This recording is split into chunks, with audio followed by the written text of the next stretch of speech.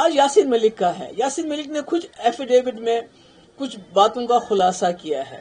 I am not here to contest legality کہ اس کے خلاف 65 کیسز ہیں, کرمنل کیسز ہیں, جس میں ایک جو ٹیرر فنڈنگ کیس میں, جس میں انکلوڈ نہیں ہے کو جو 5 ان کے اوپر ایلیگیشن ہے کہ انہوں نے ایئر فورس کے 5 آفیسروں کو مارا تھا, یا اغوا کا کیس, اس میں وہ نہیں شامل ہے.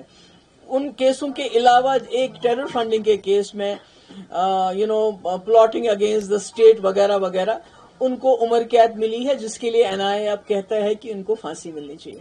تو میں یہ ضرور گزارش کروں گی کہ عمر صاحب سے یہ مسئلہ وہ اٹھائیں, اس لیے کہ یاسین ملک نے اپنے ایفیڈیوٹ میں کہا ہے کہ پرائم منسٹر نرسمہا راؤ سے لے کے ڈاکٹر منموہن سنگھ تک, اٹل بہاری واجپئی, آئی کے گجرال, سب کے دوران اس کو پرسویٹ کیا گیا کہ وہ وائلنس چھوڑ کے پیس پروسیس میں ان کی مدد کرے, جس میں بڑے بڑے جو ہمارے بیوروکریٹس ہیں, چاہے وہ آر کے نارائن تھے, این ایس اے تھے, چاہے جو یہ دلت صاحب ہیں, چاہے اجیت دوول صاحب ہیں, یہ سب اس پروسیس میں انوالو رہے ہیں.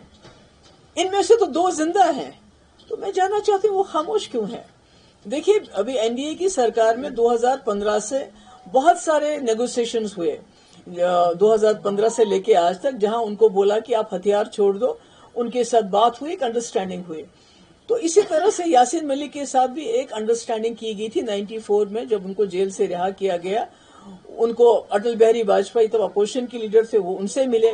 اس کے بعد جو وہ پرائم منسٹر بنے تب بھی ملے, ڈاکٹر منموہن سنگھ سے ملے, اور حافظ سعید سے پاکستان میں ملے, وہ بھی آئی بی کے کہنے پہ ملے. تو اگر یہ سب باتیں اسٹیٹ سپانسرڈ تھی, اگر ایک آدمی کو ایک حساب سے یہ انڈرسٹینڈنگ دی گئی کہ آپ وائلنس ترک کر کے کنٹری کے لیے, ہت کے لیے, کنٹری کی انٹرسٹ میں کام کرو, اس کے لیے آپ پاکستان جاؤ, ان کو پاسپورٹ دیا گیا. ہمارے وقت میں مفتی صاحب کے وقت میں ان کو جیل سے رہا کیا گیا.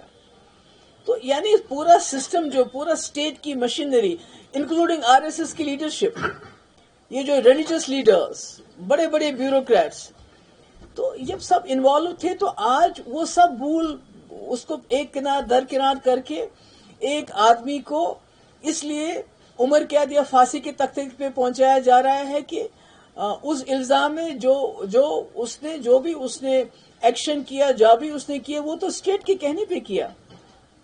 تو مجھے حیرانگی ہے کہ عمر صاحب کو کم سے کم, کیونکہ یہ آج یاسین ملک کی بات نہیں ہے. دیکھیے ٹیرر فنڈنگ کے کیسز یہاں آپ کسی کو بھی لگا سکتے ہیں.